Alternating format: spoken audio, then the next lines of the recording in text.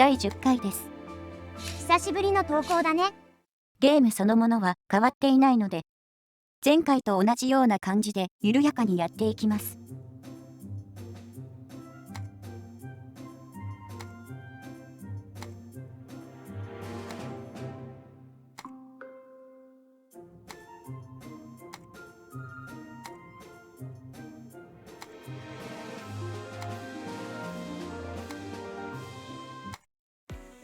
好戦的なモンスターだな。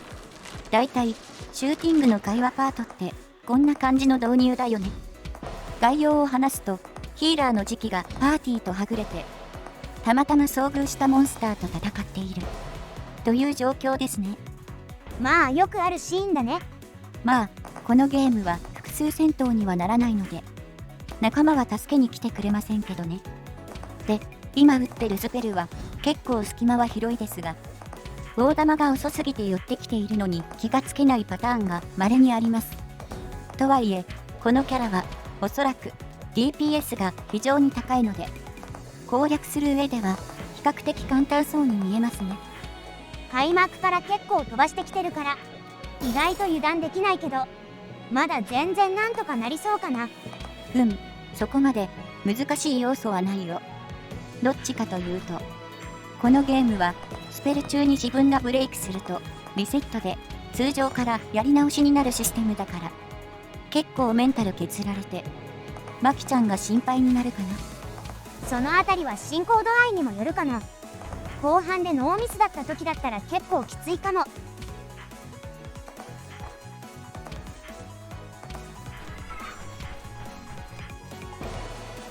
謎被弾を見た。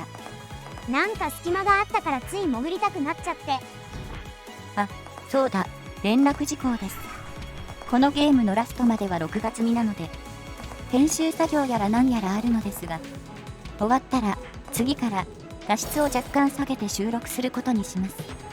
理由としては、訪れの原因がおそらく PC のスペック不足という問題ですね。この作品までは 60fps で収録していたのですが、今回もほんのり音がずれてきているので、やはり PC スペックがかなり怪しいという結論になりました。とはいえ、ミドルスペックくらいの力は持っているので、動作面では問題ないのですが、さすがにそろそろ変えないとなってところです。そしてボス撃破で2面ですね。1面の会話は石を取りに来たよ、もう行くよって感じです。2面の会話は人間にヘイトスピーチしてる雷獣ってキャラが相手になります。モンスターはみんな人間と敵対しているんだろうね。この作品ではそうだね。悲しいけどね、前提として敵キャラって認識だね。この辺りは日本って島国に住んでいると身につかない常識だよね。大陸の人と話すと結構わかりやすいんだけど、ほっとくと奪われる文化があったから、定期的に奪わないと落ち着かない人種がいるってことだろうね。話していいのかわからないけど、北方領土の絡みをした国とかがわかりやすいね。と、軽い小話は置いておいて、このキャラは基本的に単体性能が高いというよりも、体を寄せて高速弾を撃ってくるとき、かなり避けるのが難しいので、時期の方に来るとか、上の方に行くとか、ある程度パターンを組んでおかないと結構難しいです。今のスペルははっきり言って簡単な部類だと思う。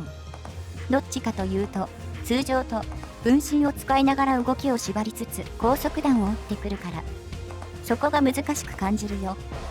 通常で事故率が高い弾幕は苦手だな。私もそう。多分みんなそう。シューティングやってる人って基本的にパターン構築能力でごまかせない弾幕はみんな嫌ってる傾向があるね。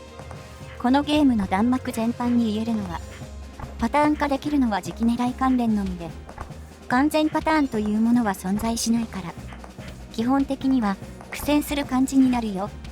あんまりそういうの気にしないからな。この弾幕はよく見ると丸い方は時期狙いで、雷は固定弾なので結構避けるのは簡単です。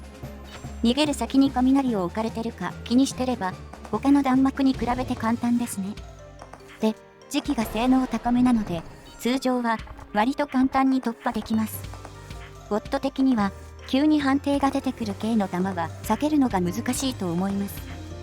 これは多分アルゴリズム的に判定を一定数避けて、一定数を超えたら被弾するプログラムだから、打ち込んでいればとりあえず当たるね。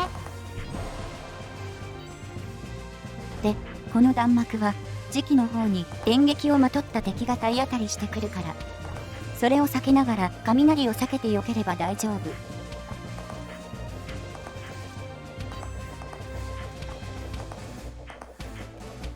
ちょっと危なかったから弾消ししておこうかな。正しい。体当たり以外は全部消せるからね。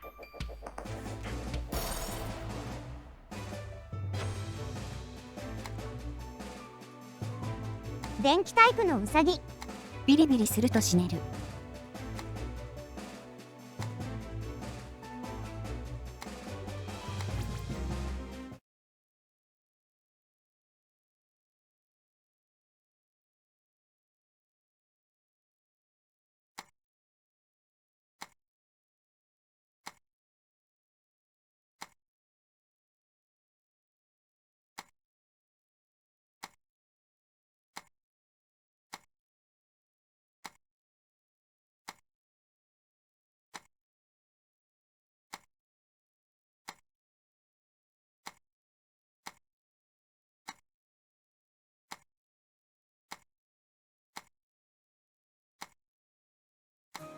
そしていつもの仲間との腕試しタイムですね。このキャラは確か区内で道を塞ぎつつ高速レーザーで仕留めに来る弾幕なので、あと点字ブロックみたいなのも高速系ですね。避け方を覚えておかないと負けます。コツとしては弾幕の密度自体はかなり薄いのと、点字ブロックは斜めに切り抜けられるので、磁気の方に来る弾メインの相手に斜めで磁気狙いを避けていく感じで基本は問題ないです。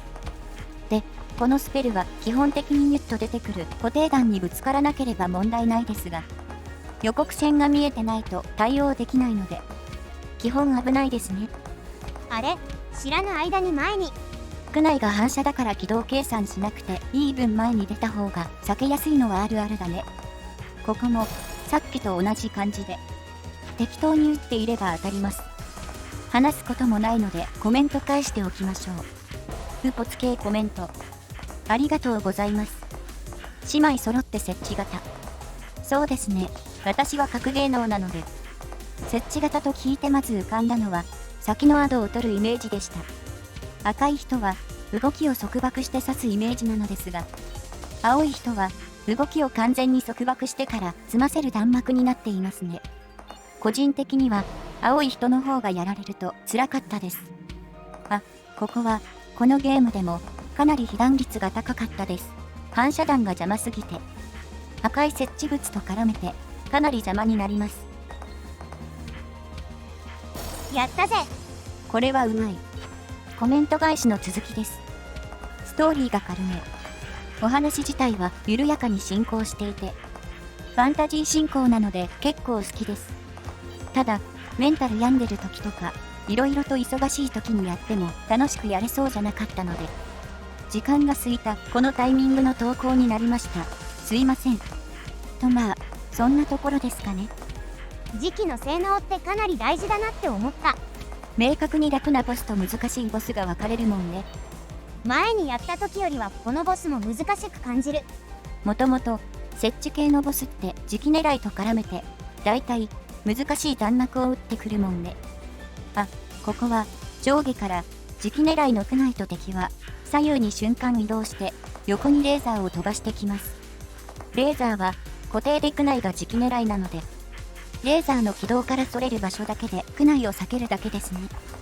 さっき被弾しちゃったから気をつけないと。一回分かったらまず当たらないよね。当たらないかわからないけど当たらないようには気をつけるよ。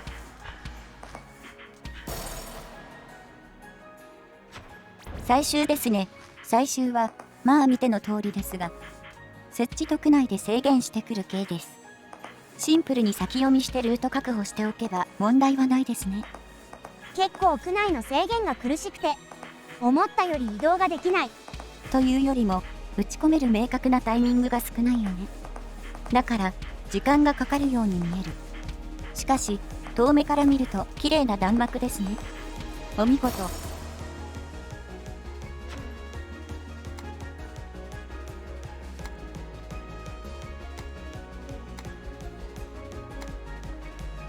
今回はここまでになります。お疲れ様でした。